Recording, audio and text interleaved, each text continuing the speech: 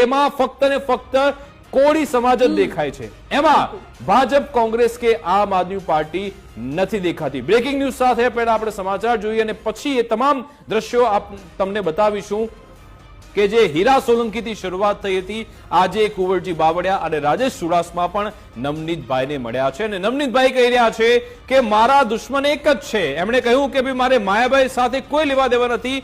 જયરાજ આહિરે એમણે જે ફોન કર્યો તો એમણે જ ધમકી આપી હતી। આજે પણ મેં નવનીતભાઈ સાથે વાત કરી, એમણે કહ્યું કે મેં મારી પર જ્યારે ફોન આવ્યો તો જયરાજ આહિરનો, એના 2-3 કલાક બાદ જ મારી સાથે મારામારી થઈ છે।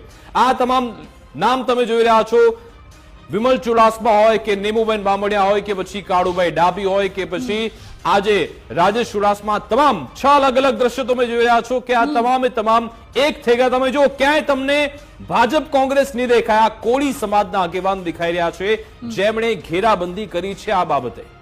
બિલકુલ, અહીં હીરાભાઈ સોલંકી રાજુલાના ધારાસભ્ય છે જે પીડિતને મળવા માટે પહોંચ્યા હતા અને કડક શબ્દોમાં તેમણે નિવેદનો પણ આપ્યા હતા। સાંસદ નીમુબેન બામણિયા પણ ત્યાં મળવા માટે પહોંચ્યા હતા, તેમના ખબર અંતર પૂછ્યા હતા।